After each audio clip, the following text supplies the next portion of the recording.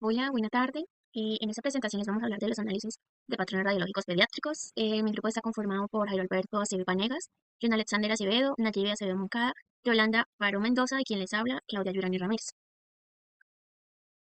Lo que vamos a hablar en esta presentación, bueno, en este video vamos a hablar de los casos clínicos con imágenes radiológicas, casos clínicos pediátricos, características radiológicas de fracturas pediátricas, indicadores de abuso infantil y diagnóstico diferencial. Entre los indicadores de abuso infantil y diagnóstico diferencial, bueno, esta es una evaluación radiológica que hacemos o los tecnólogos hacen cuando los pacientes pues acuden a citas médicas. Esto se debe hacer especialmente en los niños, ya que pues al ser niños que todavía no hablan, entonces no pueden explicar por sí mismos qué fue lo que les ocurrió. Entonces pues los ojos deben estar muy atentos a lo que podamos ver. Para ello existen tres características especiales en los casos de abuso infantil o lesiones que pueden ser de alta especificidad, que son muy sugestivas de abuso, moderada especificidad, levantan sospecha, aunque no son concluyentes, y de baja especificidad son inespecíficas y estas deben interpretarse dentro del contexto clínico general. En las lesiones óseas altamente específicas, bueno, esas son las más importantes para diagnósticos metafisiarios clásicos, son conocidas como fractura de esquina o asa de cubo, y estas se producen por la fuerza, tracción o sacudidas y son frecuentes en lactantes, así como lo podemos ver acá en la imagen. También las fracturas costales. Estas pueden estar relacionadas cuando se hace compresión del tórax, por ejemplo, cuando apretan a un bebé. Son difíciles de que se produzca pues, de forma accidental, por lo que resultan sugestivas de maltrato. También encontramos las fracturas escapulares, externales o vertebrales. Para que ocurran estas fracturas, pues la fuerza debe ser dura y son raras en accidentes comunes. Las lesiones de especificidad moderada. Existen fracturas múltiples. Estas, pues, cuando están en distintas etapas de curación y las fracturas de huesos largos, como el fémur o el húmero, son muy importantes. ¿Cuál es la clave? Saber si hay una discordancia entre la lesión observada y la historia clínica, lo que debe ser sospecha de maltrato. Esto pues porque muchas veces en la historia clínica puede estar relatado que el niño se cayó de tal manera y la lesión está en otra parte del cuerpo o de otro tamaño, bueno, sí, etcétera. También están las lesiones craneales e intracraneales. Estas son muy importantes en el síndrome del bebé sacudido. Entre las más frecuentes encontramos el hematoma subdural, el edema cerebral y las hemorragias retinianas. En estas últimas casi no se ven en radiología, pero pues están asociadas al cuadro. ¿Cuáles son las técnicas de imagen que se utilizan?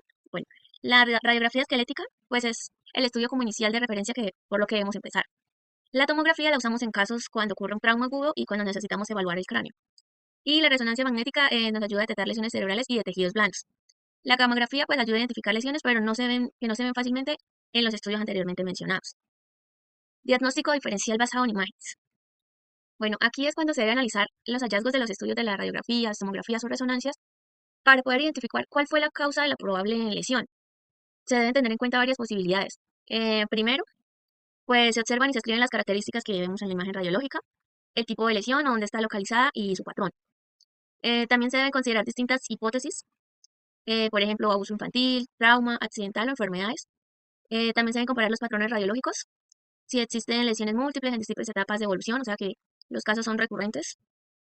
Eh, Esto pues nos puede decir que el niño está presente de abuso, sospecha de abuso. Y alteraciones óseas generalizadas y simétricas que orientan a una enfermedad. Finalmente debemos integrar toda esta información para llegar a la interpretación más adecuada. Entonces no debemos enfocarnos solamente en mirar en la imagen, sino ir más allá e interpretarla con un criterio para distinguir entre las diferentes posibles causas y el acercamiento al diagnóstico correcto. También pueden existir unas enfermedades óseas que pueden simular un abuso, como unas enfermedades de los huesos, se pueden confundir con maltrato, pero también se producen fracturas o alteraciones óseas. Entre ellas está la osteogénesis imperfecta. Esta es una enfermedad de los huesos que son muy frágiles, por lo que las fracturas aparecen con facilidad. Puede confundirse con abuso, pero hay datos que ayudan a distinguirla, como la esclerótica azul, la historia familiar y un patrón óseo generalizado. También está el raquitismo que produce cambios en la metáfisis que a veces pueden aparecer lesiones traumáticas. Se reconoce mejor por el ensanchamiento metafisiario, los cambios simétricos y el contexto nutricional de cada paciente. Y tenemos la displasia metafisiaria. Esta causa alteraciones estructurales en los huesos y también simula por lesiones de tracción. ¿Cuáles son las condiciones hematológicas? Bueno, está la hemofilia. Esta puede causar hematomas espontáneos y en algunos casos parece un trauma repetido. Acá vemos los bebés con los morados o los hematomas grandes en diferentes partes del cuerpo. Traumas accidentales. Bueno, las caídas, sabemos que los niños son muy inquietos, entonces pueden tener caídas que pueden producir lesiones únicas y coherentes con el accidente, al igual que otros accidentes domésticos, como que el niño va corriendo y se cayó o iba en la bicicleta, entonces pues no todo puede ser abuso. Debemos investigar a fondo qué fue lo que le ocurrió al niño. Entonces, la clave es sospechar que se trata de un trauma, que la historia clínica concuerde y que la lesión que vemos es compatible con el mecanismo referido. Señales de alarma importantes, bueno, las lesiones en niños menores de 2 años, si existen múltiples fracturas, También fracturas en diferentes tiempos de curación, que la historia clínica es inconsistente, no concuerda nada con lo que estamos observando, y cuando existe retraso en buscar atención médica, más que estamos hablando pues de pacientes pediátricos. Estos casos se deben tratar de la forma más rápida posible. Gracias. Cordial saludo, tutores y compañeros. Mi nombre es Jair Alberto Anega Rincón, estudiante de sexto semestre de Radiología e Imágenes Diagnósticas. Vamos a hablar sobre análisis de patrones radiológicos en pediatría. Los casos que me correspondieron fueron fracturas, casos clínicos. Tenemos el primer caso, caída típica de una fractura accidental. Es un paciente masculino de 6 años, el cual consulta al servicio de urgencias por una caída de su propia altura mientras jugaba fútbol. En los hallazgos radiológicos se observa una pequeña protuberancia o abombamiento en la corteza lateral del radio distal. El diagnóstico es una fractura en rodete. ¿Sí? Podemos observar acá en la imagen donde se ve el tipo de fractura y se ve el apiñamiento, la compresión del hueso. Tenemos el segundo caso. Es una alerta roja, una sospecha de maltrato. En este caso es un lactante de 8 meses. El motivo de la consulta, la madre refiere que el niño llora mucho al cambiarle el pañal y nota que no mueve bien la pierna derecha y niega accidentes previos. En los hallazgos radiológicos podemos encontrar fragmento óseo pequeño en forma de media luna o en forma de asa, desprendiendo del borde de la metáfasis del fémur distal. En la imagen podemos ver que cuando los niños son maltratados, los punticos negros son las zonas de más afectación, ¿sí? Sobre todo son en las articulaciones, donde pueden pasar este tipo de fracturas, como lo podemos ver en la imagen número A. El golpe desprende ciertos fragmentos del hueso y estas son las fracturas por maltrato. El caso 3 es una lesión en crecimiento, ¿sí? Un Salter-Hurst. Es un paciente de 11 años. Motivo de consulta, trauma por inversión del tobillo durante la clase de educación física. Hallazgo radiológico en línea de la fractura que recorre la diáfisis del cartílago de crecimiento y se extiende hacia arriba, comprometiendo la metáfisis de la tibia, signo del triángulo de Thurston-Hulls. Y este es un tipo de fractura, un Salter-Hurst tipo 2. Aquí podemos ver la fractura, entonces empieza la parte de abajo y va subiendo. Acá tenemos como una forma de un zapatico. Y por último tenemos el caso número 4, que es un diagnóstico diferencial de una enfermedad ósea o enfermedad degenerativa. Y acá podemos observar en la imagen que los huesos no están bien formados y están como encurvados. Estos son huesos más conocidos como huesos de cristal. Muy buen día, mi nombre es John Alexander Acevedo. A continuación voy a hablar de características radiológicas de fracturas pediátricas y vamos a hacer una introducción breve. Los huesos pediátricos tienen características únicas que hacen que sus fracturas sean distintas a las de los adultos. En este caso vamos a analizar lo siguiente. Entonces, presencia de cartílago de crecimiento o fisis. Se observa como línea radiolúcida, o sea oscura, en la radiografía. Es una zona débil, por lo que las fracturas suelen ocurrir allí. Se clasifican con el sistema Salter-Harris del 1 al 5 y es importante identificarlas porque pueden alterar el crecimiento óseo. Las fracturas incompletas, muy comunes en niños por la elasticidad del hueso. Tipos principales, tallo verde, que el hueso se dobla y se rompe solo en un lado. el rodete o torus, engrosamiento de la cortical sin ruptura completa, y deformación plástica, el hueso se dobla sin fractura visible. Mayor elasticidad ósea. Los huesos pediátricos contienen más colágeno. En las imágenes se observan deformaciones de fracturas completas. Y la reacción perióstica rápida es más grueso y activo. Se observa formación de callo óseo temprano tras las lesiones. Ahora en este cuadro podemos analizar la siguiente información. El tipo frecuente: en niños vemos fracturas incompletas como el tallo verde, mientras que en adultos predominan las fracturas completas y desplazadas. La elasticidad ósea. La alta elasticidad en pediatría permite deformaciones plásticas, algo que no ocurre en adultos. La fisis, la presencia de cartílago de crecimiento, es clave porque allí ocurren fracturas que pueden alterar el desarrollo. Y la remodelación de los niños corrigen deformidades con el tiempo gracias a su capacidad de remodelación. Y por último, diagnóstico. En pediatría las fracturas pueden ser sutiles y requieren atención especial en la radiografía. Este sería un cuadro comparativo de lo que son fracturas pediátricas y en adultos y en niños. Cordial saludo, compañeros y tutor. Esta es mi base de la parte que me corresponde a mí, pues que nos corresponde a varios compañeros, del tema de que escogimos, y escogí pues la clasificación radiológica de las fracturas pediátricas. Estas clasificaciones como fracturas pediátricas a veces suelen ser muy cartilaginosas, pues dependiendo del crecimiento del niño o de la edad de crecimiento en que está pues el paciente.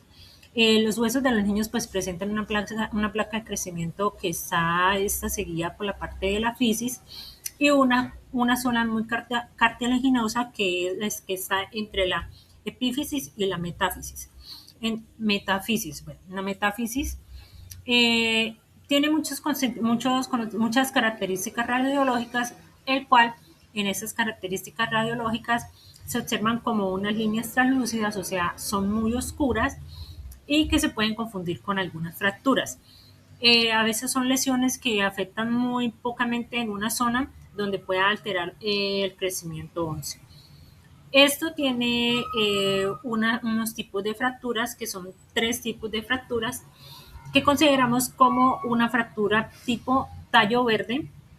Esta fractura tipo tallo verde, a continuación se la voy a explicar. Fractura de rodete o torus, y una fractura que es por deformación plástica.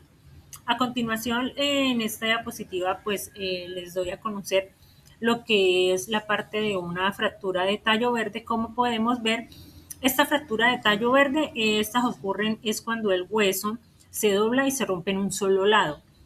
Radiológicamente la observamos que hay una interrupción cortical con un solo lado de curvatura del hueso.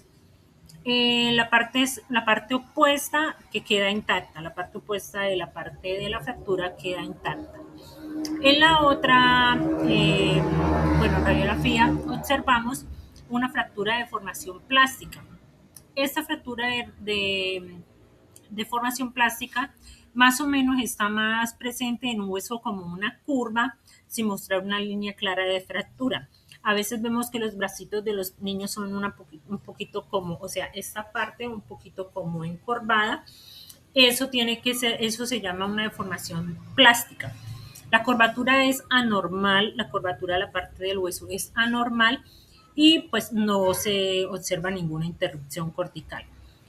En la otra parte les voy a mostrar la fractura de rodete o de torus, que esta fractura más o menos se produce por una compresión del hueso, o sea, que está el hueso así como va a ser una parte que estuviera como en un engrosamiento o un abultamiento de la parte cortical. Como se puede ver ahí, es así como la unión de unos huesitos así, en la parte cortical, y no tiene ninguna línea de fractura evidente. Pues esto más o menos es frecuente en la parte del radio distal. Ya no siendo más objetiva y más clara, de esto se trata pues el tipo de fracturas en la parte de los chicos que, bueno, la parte pediátrica. Entonces, muchas gracias y hasta luego. Cordial saludo, mi nombre es Nayera Carolina Acevedo Moncada y el día de hoy voy a hablar sobre los complementos del tema anterior. Como podemos ver en las comparaciones claves para la interpretación de tórax, vemos que tenemos que tener en cuenta el aspecto pediátrico y adulto. En el tamaño cardíaco, el pediátrico es relativamente mayor en proporción al tórax. ¿Esto por qué? Porque esto evita confundir una cardiomegalia con proporción normal infantil. En el diafragma,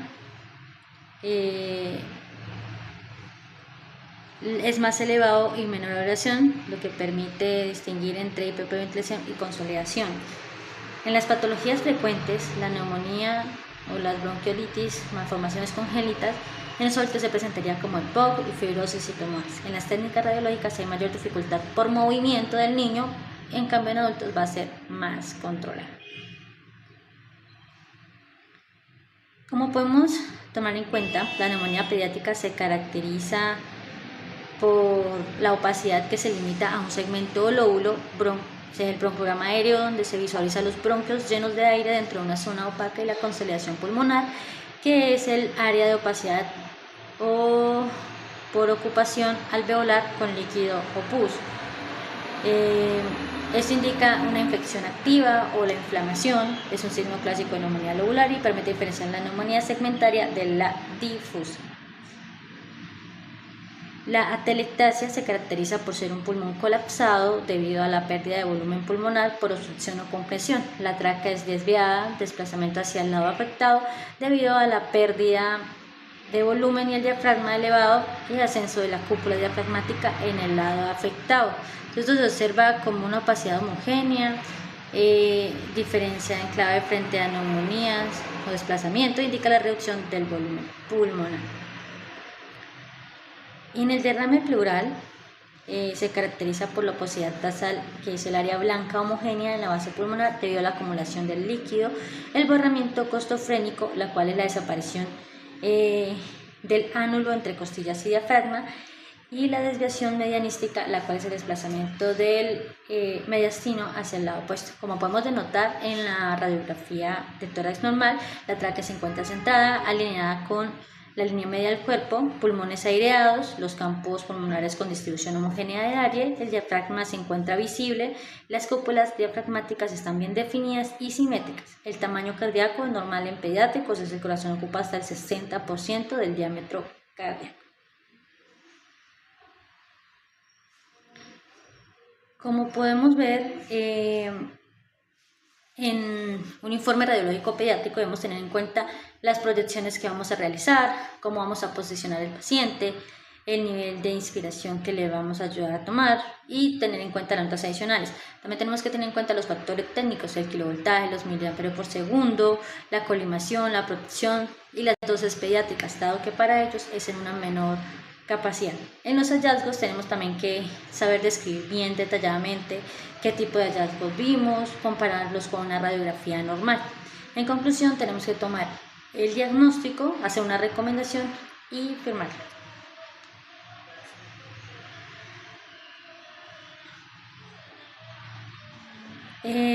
Las fracturas de tallo verde, como podemos ver, es una fractura parcial donde el hueso se dobla sin romperse completamente y se caracteriza por la línea de fractura incompleta y la curvatura del hueso común en niños por elasticidad. La fractura supracondilia es una fractura sobre el cóndilo del fémur o húmero con un trazo transversal u oblicuo cerca de la articulación, generalmente aplicada por riesgos de lesión nerviosa. La fractura espiral de tibia es una fractura con un trazo helicoidal a lo largo del hueso, se visualiza como una línea de fractura en espiral y se aplica o se asocia con una torsión o caídas de rotación. Como podemos tener en cuenta, tenemos que usar dispositivos especiales de inmovilización en pediatría. Entre ellos tenemos la Papa's Board, como podemos ver. Es la inmovilización segura de tronco y extremidades en lactantes y niños pequeños. Se caracteriza por una tabla acolchada con correas ajustables. Las sandbags es utilizada para una buena inmovilización de brazos o piernas radiográficas simples. Pueden ser sacos de arena o soportes blandos como esponjas, como lo podemos visualizar en la imagen. El velcro y straps es una sujeción rápida de extremidades sin causar incomodidad con bandas ajustables, como lo podemos ver en la imagen. Las sillas o cunas radiológicas facilitan la posición vertical o de cuito con seguridad para una buena toma. Son diseñadas para los bebés especialmente. Como también tenemos que tener en cuenta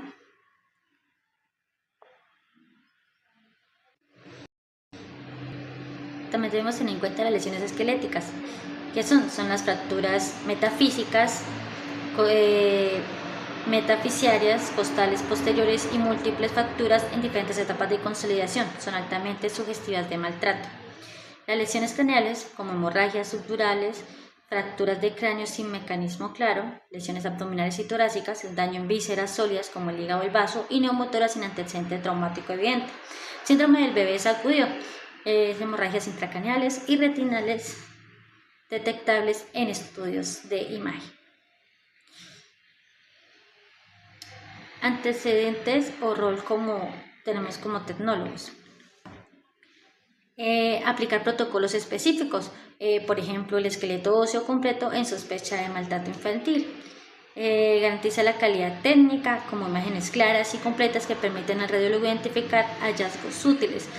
Colabora con la detección temprana y reconoce patrones sospechosos y alerta al equipo médico sin emitir diagnósticos propios. Respeta la bioética y confidencialidad. Maneja la información con sensibilidad, protegiendo al menor y evitando el revictimización. Documenta adecuada, se asegura las imágenes estén bien archivadas y disponibles para la revisión legales o médicas. Gracias.